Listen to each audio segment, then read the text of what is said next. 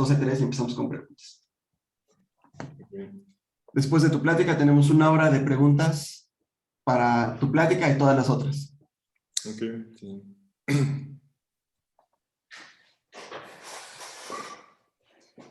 Bueno, pues ya son las 11:30, entonces yo creo que podemos empezar con la sesión. Bienvenidos a todos a la sesión de ecuaciones diferenciales del Congreso número 54 de la Sociedad Matemática Mexicana. Juan Carlos y yo queremos empezar por agradecerles a todos nuestros participantes de esta sesión por sus contribuciones. Ver sus videos y conocer los problemas en los que trabajan fue como un viaje psicodélico. Pudimos viajar a Júpiter y ver cómo interactúan los vórtices de los huracanes, ir al centro de las galaxias y estudiar su movimiento local, investigar la estabilidad de invasiones de mutantes, y regresamos en el tiempo a 1900, cuando Hilbert hablaba de su problema número 16, y vemos que aún ahora es un motor de nuevas matemáticas. En todos estos casos, conocimos de la mano de nuestros ponentes las maravillosas matemáticas que hay detrás de estos fenómenos y problemas. Y las otras pláticas no se quedaron atrás. Jóvenes investigadores nos explicaron sobre mecánica cuántica relativista, reconstrucción de imágenes, dinámicas de fluidos, epidemiología, materia oscura, desplazamientos elásticos, gatos callejeros, plasticidad y calor. Gracias una vez más a todos por su participación y por hacer esta sesión posible. Ahora le cedo la palabra a Juan Carlos, quien nos presentará a nuestro orador en vivo. Bueno, muchísimas gracias, Alberto, y bienvenidos todos a la sesión nuevamente. Alberto hizo una presentación bien bonita, entonces vamos a iniciar con eso. Y tengo el gustazo de presentar al doctor Jimmy Petean. Él es investigador del CIMAT y se ha especializado mucho en ecuaciones tipo Yamave, en flujos geodésicos y principalmente también en cuestiones de curvatura escalar. También el doctor Petean obtuvo su doctorado en Stony Brook bajo la dirección de Claude Lebrun y ha dirigido múltiples tesis tanto de licenciatura como de doctorado y ha sido también director y asesor de bastantes postdoctorados, incluido yo. Y tengo el gustazo de cederle la palabra a Jimmy para que nos presente su plática titulada Técnicas de bifurcación para ecuaciones tipo Yamave. Ok, muchísimas gracias por la presentación, Juan Carlos. Un gusto de verlos. Muchísimas gracias a Alberto y Juan Carlos por organizar esta sesión. La sesión creo que está muy linda. Le he visto, creo que los videos que subieron, y creo que ha sido una cantidad, un poco lo explicaba muy bien Alberto, la variedad de temas, ha sido muy lindo verlos. Así que felicitaciones por el trabajo que hicieron en organizarlo, y muchas gracias en particular por invitarme a dar esta charla y tener el placer de poder darla en vivo.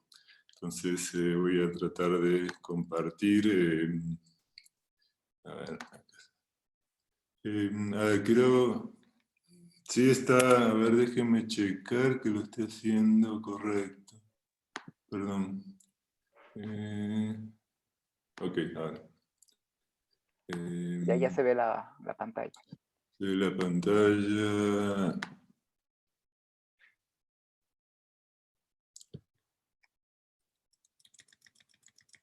Ok. Sí la están viendo, ¿verdad? Sí. Jimmy. Ok, perfecto, muchísimas gracias. Pues ok, entonces lo que voy a hablar es de esto, técnica de bifurcación para ecuaciones de tipo Yamave. Es un problema, digo, yo soy geómetra, trabajo en geometría riemanniana, pero en particular estoy interesado en estos problemas relacionados con la curvatura escalar, invariantes geométricos relacionados con la curvatura escalar, y al estudiar la curvatura escalar, naturalmente uno entra en problemas de ecuaciones diferenciales, problemas de análisis geométrico, ecuaciones diferenciales en variedades, ¿no? Y eso es de lo que se trata. Entonces voy a hacer una pequeña introducción a la parte geométrica del asunto, porque para muchos de ustedes eso no es muy familiar. Entonces aparece aquí una variedad riemanniana. Vamos a estar trabajando en bimaneidades riemannianas cerradas. cerrada es que es una variedad compacta y no le voy a poner borde. Ambas condiciones no son necesarias, pero es el caso más interesante y me voy a restringir a eso. Entonces M es una variedad diferencial a la que le puse una métrica riemanniana. N siempre va a ser la dimensión. Entonces, la ecuación de Yamabe es esto que aparece aquí. El A sub n es una constante dimensional, no tiene ninguna importancia. El delta sub g es el operador de Laplace Beltrán en la variedad, la versión del operador de Laplace en Rn para variedades que existen. Si uno tiene una métrica, a uno le aparece un operador de Laplace, entonces puede ser el delta sub g. El signo es simplemente depende siempre de elección de cómo uno elige. Con el laplaciano uno puede elegir el laplaciano positivo o el negativo, y depende de eso. Acá elijo la notación del laplaciano negativo y por eso aparece un menos ahí. S sub g es la curvatura escalar, y el P aquí es una potencia mayor que 2, de hecho es el exponente crítico de Sobolev, es el exponente que aparece en la desigualdad de Sobolev en Rn, que es fundamental, y es un número muy particular de análisis, es lo que da el hecho de tener de que aparezca este exponente crítico, dice bastante sobre el tipo de ecuación con el que uno va a trabajar, en algún sentido. Es una ecuación, justamente el exponente crítico da quizás las ecuaciones más interesantes analíticamente, y eso está directamente relacionado con que a uno le parece que cuando uno trata un problema geométrico interesante, típicamente le va a aparecer una ecuación diferencial interesante, en este caso esta ecuación crítica. Pongo un lambda ahí, que es una constante. La ecuación, obviamente, el lado izquierdo es lineal, la no linealidad aparece al lado derecho, y es fácil ver que uno la puede rescalar, digamos, si uno cambia 1, multiplica por una constante, va a cambiar esta constante aquí. Entonces en el lambda, en realidad, lo único que interesa es si uno pone un 1, un 0 o un menos 1, típicamente, ¿no? Pero uno pone una constante lambda.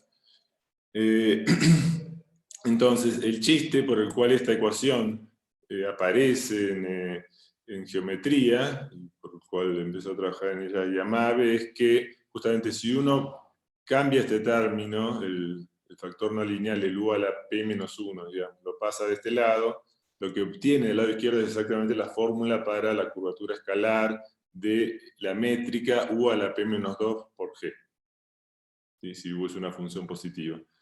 Entonces, si U son soluciones positivas a esta ecuación para la constante lambda, eso significa que esta métrica, que es una métrica conforme a G, un múltiplo de G, tiene curvatura escalar constante igual a ese lambda, ¿sí?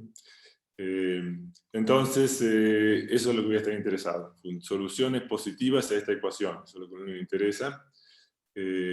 Entonces, este es el único momento si obviamente uno mira la ecuación y también podría estar interesado en soluciones que cambian de signo.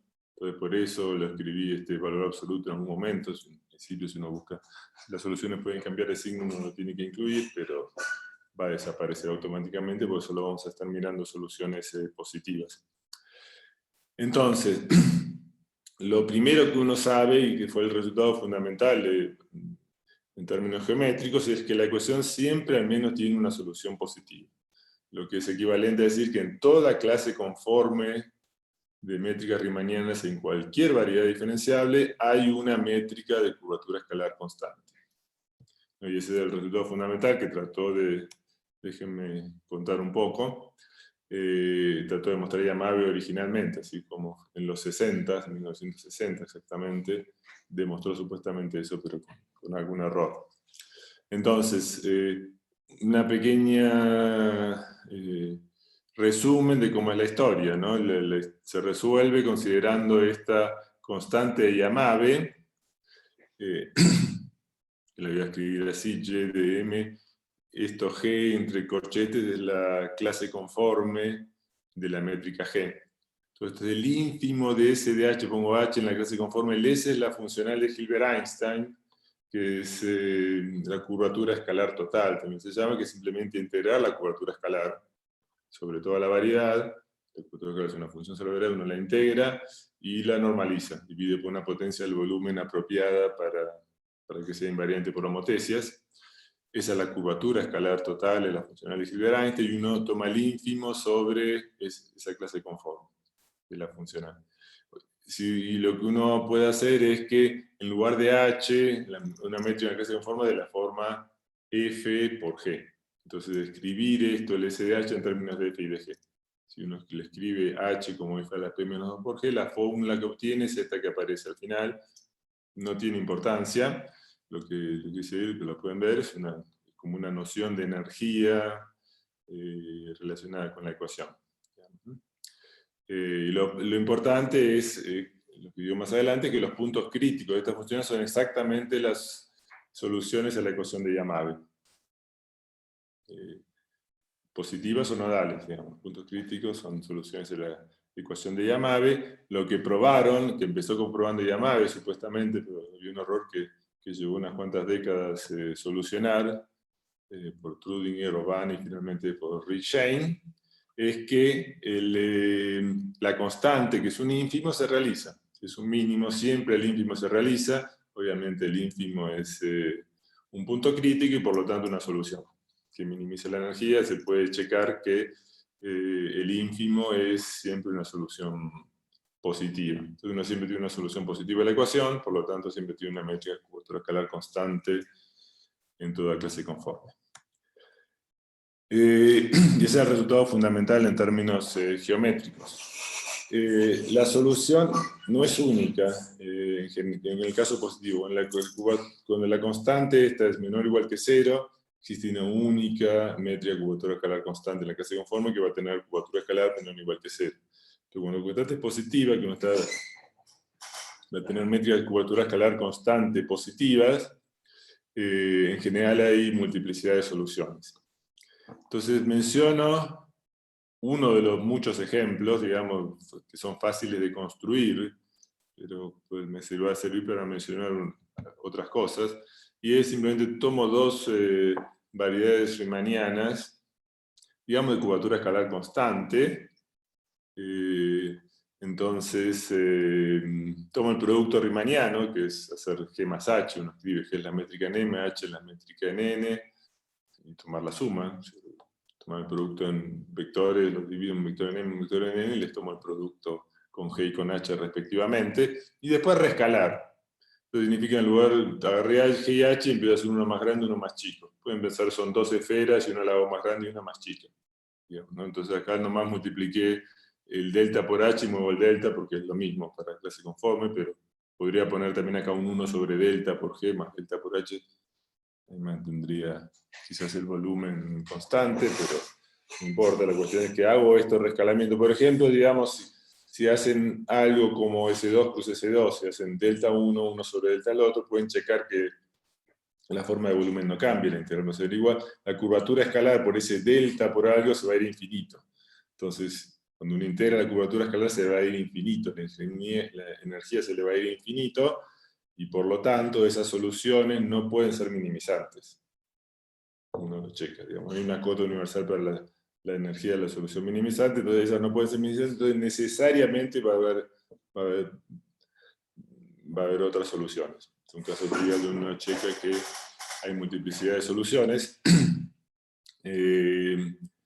Entonces, lo que uno quisiera hacer, idealmente, ese objetivo es tratar de entender todas las soluciones a la ecuación. Obviamente la más interesante sería, o una de las más interesantes, o un problema interesante, en particular entender la solución minimizante.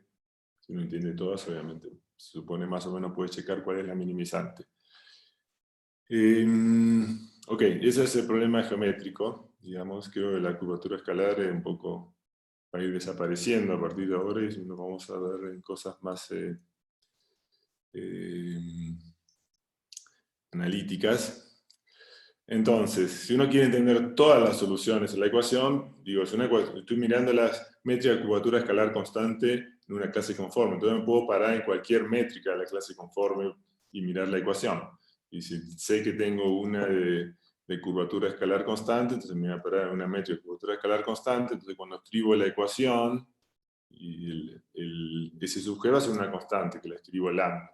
Bueno, lambda acá sería ese sub G sobre A sub n, pues aproveché para sacarme de encima la sub n de la ecuación.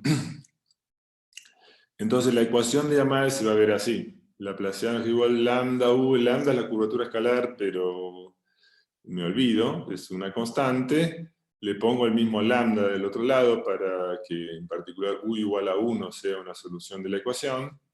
El Q sería la potencia crítica, pero va a ser interesante incluso por el problema de estudiar métodos de cobertura para el problema de Yamabe en general. Igual, situaciones donde el Q no es exactamente el exponente crítico, por ejemplo, y por eso escribí el caso de los productos. Cuando uno mira un producto, puede mirar en esa situación, en el producto de las dos, donde uno tiene que resolver esa ecuación, el laplaciano más constante, U igual, lo que sea, mira funciones que dependen de una sola de las variables. Entonces el laplaciano sub G va a ser el laplaciano de esa variable que uno está estudiando, va a tener una ecuación en solo uno de los factores, donde el Q es el exponente crítico para el producto, entonces para una dimensión más grande, por lo tanto, cuando uno mira la ecuación en uno solo de los factores, va a tener un exponente subcrítico. Entonces digo, naturalmente, aún en cuestiones de problema de curvatura escalar, uno tiende o llega a tener que estudiar soluciones donde el Q no es exactamente el exponente crítico. Y entonces voy a llamar ecuación de Yamabe a ecuaciones de este tipo, digamos, ¿no? En general, ¿no? El Q es mayor que 1, pero no, en particular el exponente crítico va a ser un caso interesante, pero en general voy a mirar soluciones a esta ecuación. Eso es lo que voy a llamar ecuaciones de tipo Yamabe. Y como decía, está normalizada de modo tal que U igual a 1 siempre sea una solución. Entonces, esa es la pequeña introducción geométrica a la ecuación que voy a tratar de presentar algunos resultados. Para obtener resultados lo que voy a hacer es estudiar bifurcación. Entonces voy a contar un poco, esto ya sí es algo que muchos de ellos son más familiares, pero igual déjenme presentarlo así elementalmente para esta ecuación en particular, digamos, ¿no? Entonces, lo que uno hace, uno está buscando soluciones a esta ecuación, hay un parámetro lambda ahí, necesario, entonces simplemente voy a hacer es mirar la ecuación, que es una ecuación diferencial, pensar que nomás estoy resolviendo una ecuación, digamos, como si estuviese resolviendo un polinomio. En U y lambda, que la ecuación es esta, es una ecuación diferencial, pero me olvido por un rato, igual a 0. Entonces este U lambda, el U es otra vez una variable, va a estar en cierto espacio de funciones que tengo que elegir apropiadamente. Naturalmente cuando mira la ecuación mira soluciones suaves, una ecuación de este tipo, pero por algunos motivos, porque quiero aplicar el teorema de función implícita, voy a tener que poner un espacio de soluciones que sea un espacio de Banach, al menos algo así. Entonces, pero no me importa, no voy a entrar en los detalles técnicos, digamos, ¿no? UL es en cierto espacio de funciones. Y la imagen, cuando hago T de U lambda, le aplico eso y va a aparecer en otro espacio de funciones que lo vuelvo a llamar FDM, aunque probablemente sea otra cosa, probablemente considere el U en C2 alfa y cuando le aplico T, voy a caer a C0 alfa, pero no importa. Entonces miro así la ecuación y el punto es que T1 lambda siempre da 0. El 1 siempre es una solución, la función constante igual a 1 siempre es una solución. Esta es mi familia trivial de soluciones, digamos, familia de soluciones constantes. Y hacer bifurcación es buscar soluciones que están cerca de esta familia. Uno dice que bifurcan de esta familia. Desde el punto de vista en lo que yo lo voy a estar viendo, lo que uno quiere hacer es, tengo mi familia de soluciones constantes y de alguna manera usar geometría, un análisis local para construirme otras soluciones, usando esta familia de soluciones. Y la forma de hacerlo es que, claro, uno tiene, si uno lo mira como una función, la forma de no tiene sus soluciones y lo que trata de hacer es tratar de, ok, vamos a ver cerca de esas soluciones cómo se ve el espacio de solución. Entonces estoy resolviendo t igual a 0 y es un operador muy difícil. Lo que hago es linealizar, tomo la diferencial y a ver qué información puedo sacar de la diferencial, que es como la aproximación de t. Entonces, si miro la diferencial, obviamente la derivada en la dirección de lambda va a ser 0. T de 1 lambda siempre da 0. Bueno, evaluando en 1 lambda. En 1 algo, ¿no? La derivada en la dirección de lambda siempre va a ser 0. Este 1 lambda da 0. Y miro la derivada en la dirección de U, otra vez aquí esto podría ser C2 alfa y este C0 alfa, no me preocupo. La derivada de U va del espacio de funciones al espacio de funciones, digamos. Entonces, si esto es un isomorfismo, ¿no? Si la diferencial de derivado es un isomorfismo, eso significa que cuando miro la diferencial de t entera, tiene un núcleo de orden 1, que es la dirección de R, y es sobreyectiva. Entonces a eso, si elegí f de m apropiadamente de modo tal que el teorema de la función implícita sea valedero, como lo es en espacios de dimensión finita, y uno eso lo puede hacer sin problemas, entonces puede aplicar el teorema de la función implícita, es sobreyectiva, la diferencia sobreyectiva tiene un núcleo de orden 0, entonces exactamente el espacio de solución es una curva. Y el tema es que ya tenía una curva, que era la curva trivial 1 lambda de soluciones, entonces esas son todas las soluciones. Se verifica esto, no hay soluciones no triviales cerca de lambda 0, y uno dice que la familia es localmente rígida cerca de ese punto. De hecho, la diferencial en la dirección de U es muy fácil de calcular, el operador es simple, es una parte lineal y una parte no lineal, que es U a la Q, digamos, ¿no? Entonces es muy fácil calcular su diferencial. El diferencial es obviamente la ecuación, digamos, 1 igual hasta 0, la ecuación de autovalores del laplaciano, es un mapa junto, pero el chiste es que al ser todo junto, digamos, si uno elige los espacios de funciones apropiadamente, uno casi que termina en algo de dimensión finita. Núcleos de dimensión finita, y el conúcleo hecho apropiadamente es igual al núcleo.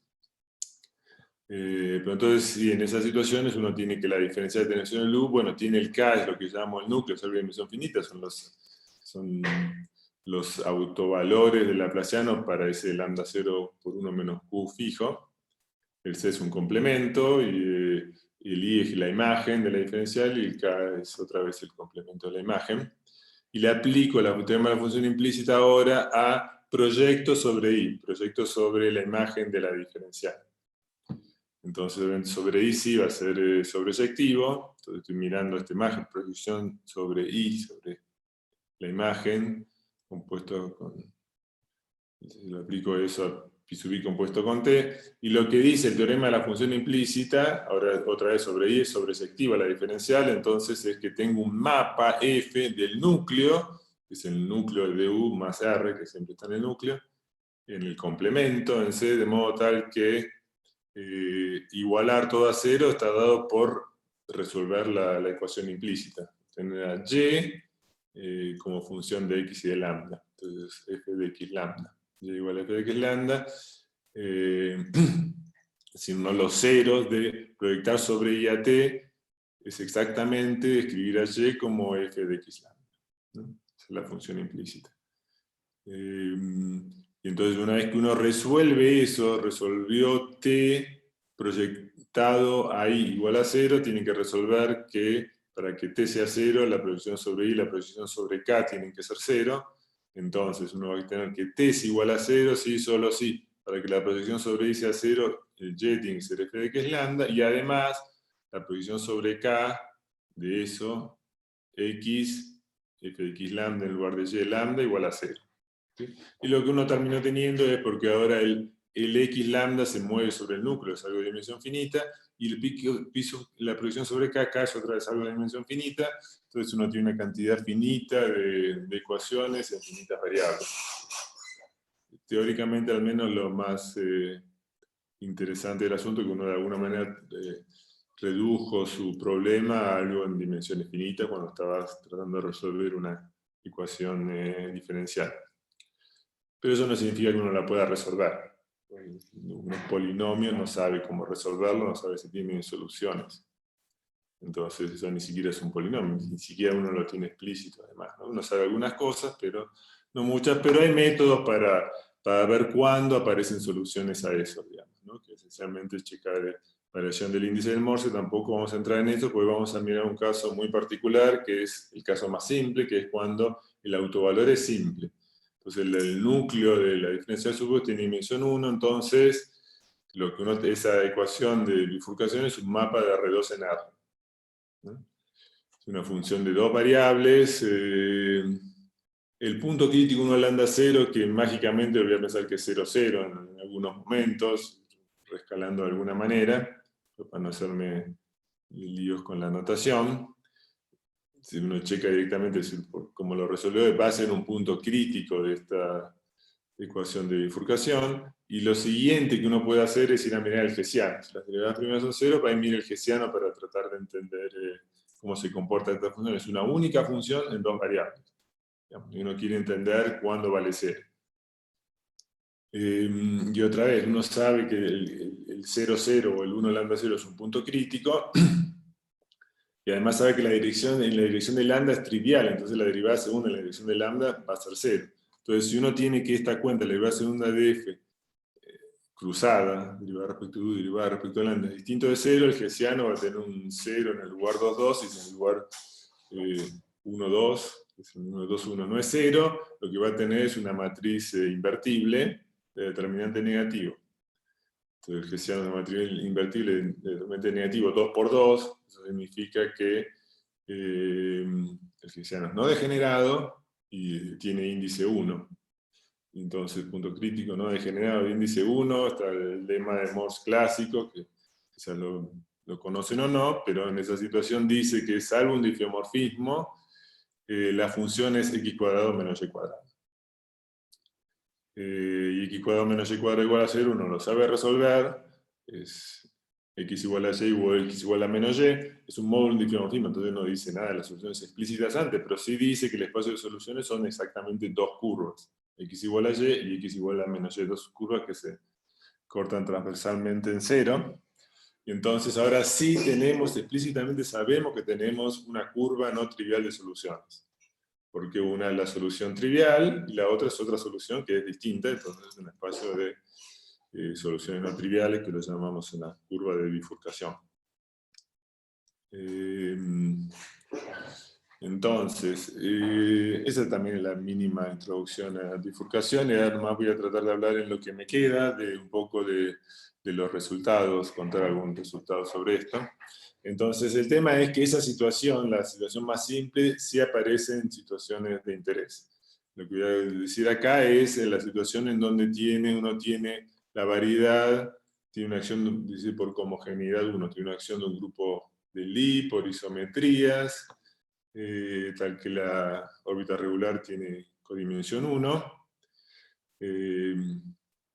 Familiaridades con eso está bien, si no, no importa. Y situación más general, uno puede una función isoparamétricas, pero no importa. La cuestión es que si uno tiene la situación, tiene un grupo actuando con homogeneidad 1, el cociente va a ser algo de dimensión 1. Supongamos que es un intervalo, que lo que uno tiene es una acción con ciertas órbitas regulares y dos órbitas singulares, digamos. Esa es la situación, es una situación muy común, de hecho, no quiero entrar en detalle, pero en esa situación, entonces, lo que uno va a hacer es restringir la ecuación a funciones que son invariantes por esta acción, funciones que son constantes a lo largo de las órbitas, y es lo que llamo f sub g de m. Entonces, tener una función en f sub g de m, una función invariante por las órbitas, es lo mismo que tener una función definida en espacio de órbitas, que es un intervalo, el intervalo 0D. Entonces, la ecuación de Yamabe, o todo lo que hacemos, la linealización, todo se reduce a una ecuación, uno lo escribe para la función definida en 0D, y lo que le queda es una ecuación ordinaria. Voy a escribirla en un rato explícitamente, pero el punto es eso, uno, en una situación geométrica normal, interesante, de tener acciones como homogeneidad 1, reduce esta ecuación a una ecuación de orden 1, y lo que dice la última frase es que tenemos ecuaciones definidas para funciones en un intervalo. Para que estas funciones realmente, uno checa fácilmente, sean suaves en la variedad, sean C2 en la variedad, que es lo que uno necesita, necesariamente la derivada tiene que ser 0 en los extremos. Entonces, si uno quiere, por ejemplo, resolver la ecuación linealizada, va a ser una ecuación de orden 2, pero uno va a tener que poner las condiciones iniciales, que la derivada es 0, eso no puede mover el valor de la función en la condición inicial, entonces a lo sumo va a tener, después de soluciones al sumo va a tener dimensión 1, entonces estamos en la situación de autovalores simples que decía antes. Aquí escribo más o menos cómo se va a ver esa ecuación. La ecuación ordinaria es una ecuación de orden 2, aparece una derivada. L'U' de t aparece multiplicada por una función h de t, va a aparecer. El otro factor no cambia para nada. La función HDT es, de hecho, si uno elige apropiadamente el 0D, lo elige como, el parámetro t en 0D lo elige como la distancia a una de las órbitas, geométricamente. En esa situación, el HDT que aparece ahí va a ser la curvatura media de la órbita. Órbitas homogéneas, es una función constante. Si no son parametrizados con geometría, pues no importa, nomás miran la ecuación que no les queda. Y lo que sí es importante es que uno puede checar geométricamente que estas son las condiciones que tiene sobre HDT. ¿No? Las HD va a tener singularidades en 0 y en D. Entonces, y esto nos dice cómo va a ser. HDT cerca de 0 se va a ver como n menos D1 menos 1 sobre T, donde el D1 es la dimensión de la órbita singular en 0, que es menor que n menos 1. Y lo mismo en la otra órbita singularidad. Esto se va a ir el H se va a ir a más infinito en 0 y se va a ir a menos infinito en el otro punto singular en D. Acá nomás escribí cómo se ve en el caso más simple, donde uno mira la acción de ON en SN. Piensa en la acción de O1, de O2, que es S1 en S2. Entonces las órbitas son S1, que tienen los puntos singulares, que son los polo norte y el polo sur. Entonces la función h de t se ve algo así, ¿no? En 0 se ve como 1 sobre t, multiplicado por n-1, porque las órbitas críticas ahora son simplemente puntos. Entonces la dimensión es 0, acá aparecía el n-d1 sobre -1. Entonces se va a ver algo así. Esto es lo que cumple el lugar del HDT, digamos. Ok. Entonces, déjenme ya mencionar los resultados. Los resultados van a ser, se van a obtener el resultado de multiplicidad de soluciones de esta ecuación para el Q menor que este número. El D que aparece acá es el mínimo de la dimensión de las órbitas. En el caso de la esfera, el D sería 0, digamos, y el n más 1 sobre n menos 1 sería el exponente crítico. Pero si el D crece, si las dimensiones de las órbitas son más grandes, este va a ser el valor crítico en dimensión n menos D, digamos, que es un número más grande que el exponente crítico en dimensión n. Entonces, incluso estos resultados van a aplicar incluso para ecuaciones supercríticas en algunos casos. Okay. Entonces, esto lo podría escribir quizás como lema, pero no se tiene un interés en sí. Pero en términos de los resultados sería como un lema que necesitábamos demostrar. Es un trabajo que hicimos con Alejandro Betancourt y Julio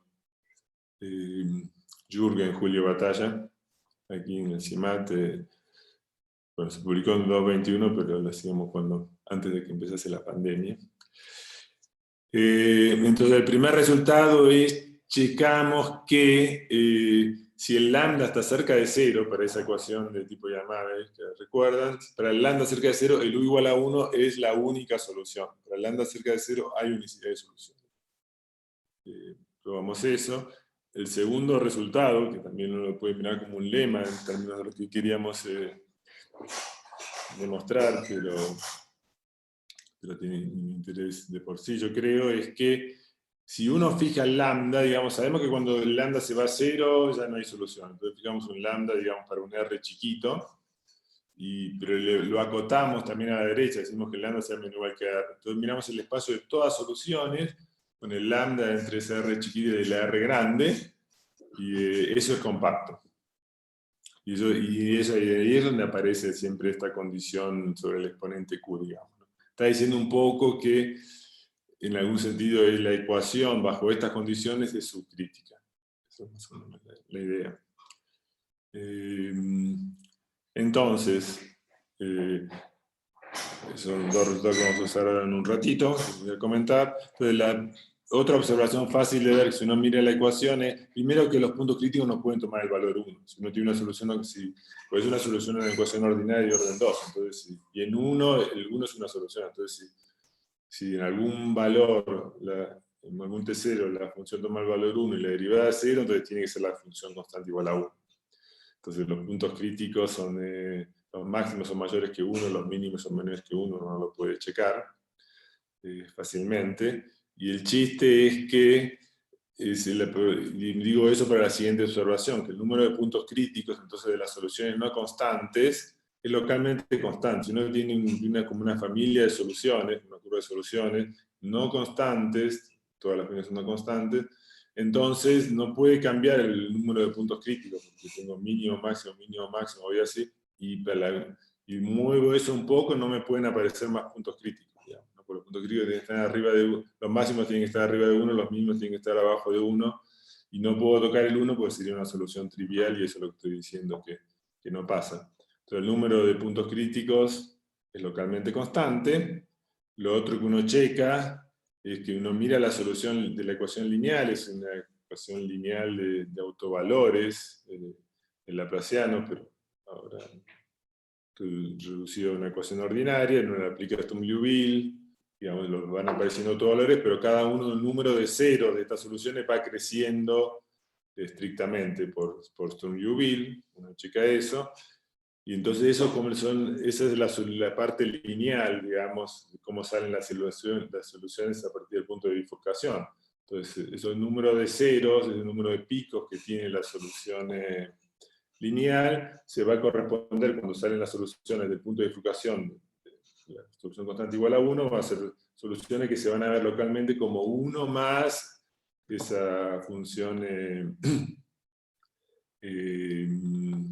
más la solución a la ecuación lineal, más algo de orden más chico. Entonces el número de puntos críticos que van a tener esas soluciones, que llamo NK, por ahí, no N, sí, va a ser el número de puntos críticos también de las soluciones CERC que salen del punto de bifurcación. Y eso se va a mantener constante. Pues mientras ustedes tienen esa componente conexa y no me vuelva a acercar al 1, no puede cambiar el número de puntos críticos. Entonces las componentes conexas que van saliendo de soluciones no triviales que salen de los puntos de bifurcación tienen ese mismo número de soluciones y cambian si uno cambia de la componente conexa de un punto de bifurcación a la componente conexa que sale de otro punto de bifurcación, porque tienen distintos números y no se pueden juntar, se mantienen disjuntas todo el tiempo, digamos. Y esa es la situación ideal donde uno puede aplicar bifurcación global, que esencialmente es el teorema de Rabinovich clásico. Bajo esa situación, lo que estoy diciendo es que la componente conexa de soluciones no triviales que salen de un punto crítico no pueden ir a parar a los otros puntos de bifurcación porque tienen distintos números de soluciones. Y tengo esa situación. Entonces, bajo esa condición, el teorema de Rabinovich lo que dice es que el espacio de soluciones es no compacto. Esa componente conexa es no compacta. Y entonces uso los dos teoremas anteriores. El primero me dice, ok, es no compacto, entonces en algún sentido o el U tiene que explotar o el lambda tiene que explotar en esta familia de soluciones. El 1, y esas son las dos cosas que quedaban prohibidas por los dos teoremas que mencioné antes. Si el lambda está acotado, la familia de soluciones es compacta. Cerca del 0 no tengo soluciones, entonces la única posibilidad es que el lambda se vaya más simple. Jimmy, desgraciadamente ya se nos está terminando, bueno, Sí. se nos acabó el tiempo, pero tenemos el tiempo un poquito limitado para los demás, las preguntas de los demás expositores, pero creo que ya esta era la última diapositiva. Sí, eso era lo que quería contar. Termina, perdón. Sí. Y entonces es solo, sabemos que el lambda se va infinito, entonces uno mira la bifurcación que sale de lambda sub k, y para todo lambda mayor que lambda sub k, esta componente conexa tiene que pegarle a ese lambda, porque si no la componente conexa los lambdas se mantendrían acotados, y eso es lo que no puede pasar. Entonces el resultado es ese, que para lambda mayor que lambda k, el espacio de soluciones tiene al menos K soluciones. Entonces, cuando el lambda se va infinito, el número de soluciones se va infinito, y eso sí es todo. Pues muchas gracias, y perdón por el exceso de tiempo. No, muchísimas gracias, Jimmy. Está muy interesante esta técnica. ¿Y hay preguntas del público para Jimmy? Ataquen a Jimmy, aprovechen que está aquí. más o menos aquí. ¿No? Sí, yo tengo Eh, algunas preguntas, tal vez. A ver, Bueno. O Luis Fernando. Luis. sí, bueno, si quieres tú primero. Listo. Bueno, primero, hola, ¿qué tal, Jimmy? Hola, Jonathan, ¿cómo estás? ¿Qué tal? Pues, a ver, bueno, primero muchas gracias por la plática. Un par de preguntas. La primera, ¿uno puede decir qué tan cercanas son las soluciones? O sea, tú ya estás diciendo que el conjunto de soluciones es compacto, pero uno puede decir, por ejemplo, que si uno supone que uno tiene ya una solución, hay una solución cercana, también digamos una solución que cambia de signo. A ver, todas las soluciones que están aquí son todas positivas, porque las soluciones bifurcan de la solución 1. Entonces, esas componentes curvitas que salen de soluciones están cerca de 1 en un principio. Entonces son positivas. Y el chiste es que en la componente conexa no se pueden hacer 0 nunca. Porque otra vez, si uno tiene soluciones positivas y las va variando continuamente, para que se hagan cambios de signo, en algún momento le tiene que pegar a 0. En el primer momento que le pegaron a 0, 0 es el mínimo. Entonces tendría que ser la solución constante igual a 0. Y eso no puede pasar porque la solución siempre era mayor que 1 en algún lado. El máximo siempre es mayor que 1, mínimo menor que 1. Entonces si el mínimo le llega a pegar a 0, tendría que ser la solución constante igual a 0 y no puede pasar porque la venías aproximando por funciones que eran mayores que 1 a un punto. Entonces las soluciones siempre son positivas. Eso es lo primero. Lo otro es que de la estructura, digamos, uno puede decir muy poco, algo más allá de lo que acaba de decir. El espacio es uno. Uno puede tratar de entender, quizás el objetivo, por ahí uno puede decir genérico, aunque imposible realizar de teoría de bifurcación, sería entender la componente conexa de este espacio de soluciones, ¿no? Que la componente conexa contiene la familia trivial, digamos, ¿no? Eso sería un objetivo, ya un objetivo muy difícil, pero pueden aparecer otras soluciones que salen de cualquier lado en principio. Y sobre ese espacio igual es muy difícil de decir algo. Uno sí puede checar, uno más o menos puede checar que va a tener curvas de soluciones, digamos, ¿no? Pero no sabe que sobre estas curvas le pueden aparecer nuevas bifurcaciones y le aparezcan cosas extrañas. Ok.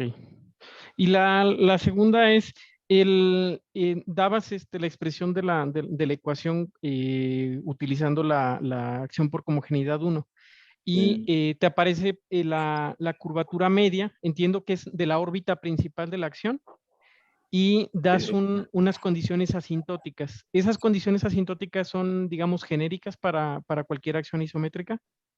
Sí, digo, lo que uno ve que es que la condición asintótica depende nomás de la dimensión, de la variedad. Si uno lo piensa un rato, es como, es casi siempre uno termina nomás haciendo el caso de Sn. En Sn le aparecía el n-1 sobre t. Lo que está pasando, lo que uno tiene que imaginar es justamente que si uno tiene una órbita, digamos, de dimensión k, lo que tiene un espacio normal de dimensión n menos k. Y es como, en fondo, si estuviese, y es constante la largo del estudio, entonces uno estaría trabajando en ese n menos k, digamos. Y por eso le aparece algo como n menos k menos 1 sobre t. Okay. Y el h de t va variando con el t, ¿no? Es la curvatura media de la órbita principal, que es constante sobre la órbita, porque son homogéneas esas órbitas. Ok, listo. Bueno, tenemos tiempo para otra preguntita. Creo que Luis quería preguntar. Luis, ¿estás ahí? Sí, ahora veo que en el chat hacen una pregunta relacionada. La ecuación de llamada bidimensional tiene un crecimiento exponencial, ¿no? No polinomial. La ecuación de Yamabe... dimensión Bidimensional. 2. Ujú. Sí. Sí, Es no como... lo dije en algún momento, pero es n mayor o igual que 3 siempre. Todo esto está hecho para variar de dimensión por lo menos 3, ¿no? Caso n igual a 2 es especial. Justamente la Ok. ecuación no aparece de este tipo, sino que aparece una exponencial ahí. Sí. Pero tiene un interés el caso bidimensional en deformar la curvatura. Es un caso especial, ¿no? Es un caso especial, distinto. es interesante, funciona distinto en muchos sentidos, digamos, ¿no? El tema es si uno lo mira y uno ya lo ve en la ecuación, que la ecuación sí se ve, cuando cambia el n, ahí cambia un poquito el exponente, pero no parece, tiene el mismo aspecto. Cuando uno mira en dimensión 2, justamente la ecuación exponencial, y si es algo distinto. Lo que uno puede decir que lo que está detrás de todo eso, si piensan, esto es, si mira lo que hacían en un principio era hacer un proceso, miraba esta funcional de Hibbeler-Einstein, que es la integral de la curvatura escalar, y lo restringía a la clase conforme, miraba los puntos críticos de eso, ¿no? Debe ser como está planteado en esto. En dimensión 2, la integral de la curvatura escalar es constante, eso que va a poner, la funcional es constante, la funcional de Hibbeler-Einstein en dimensión 2 no es nada, es constante, da un múltiplo de la característica de Euler. Entonces por eso es otra historia. En dimensión 2, métricas de curvatura escalar constante son métricas de curvatura gaussiana constante. Entonces es el problema de uniformización, esencialmente, dimensión 2. Ok. Muy interesante, pero también he entendido, es clásico, digo, lo que uno está haciendo en todo esto, en el fondo es tratar de recrear lo que uno pudo hacer en dimensión 2. En dimensión 2 uno tiene esta teoría hermosa de que tiene las cosas de curvatura gaussiana constante, que son los modelos, y tiene una uniformización, y uno puede usar eso para entender la topología de todas las variedades, y uno quiere recrear eso en dimensiones más altas y se topa con toda esta teoría. Ah, ya entiendo. Gracias.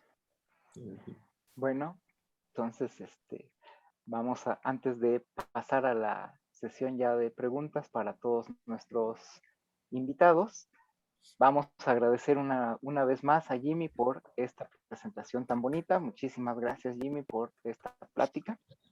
Muchísimas gracias a todos y nuevamente a ti y a Alberto por la invitación. Entonces ahí, de todas formas, aquí estaremos y yo tengo también muchas preguntas ahí que hacer. Entonces, bueno. Ahora, Alberto, ¿te parece si pasamos a la sesión de preguntas? Sí, sí. Yo propondría que primero nos concentremos en las preguntas para los videos invitados, que fueron los de Luis García Naranjo, Luis López Ríos, Jessy Pontigo y Marta Álvarez. Y si alguien en la audiencia tiene preguntas para estos ponentes, por favor, pueden escribirle en el chat o activen su micrófono y el ponente les contestará. Entonces, si quieren vamos a empezar. Está aquí preguntas para Luis García Naranjo. ¿Hay alguna pregunta para Luis? Yo tengo Yo tengo- preguntas. A ver, adelante, Luis. Adelante.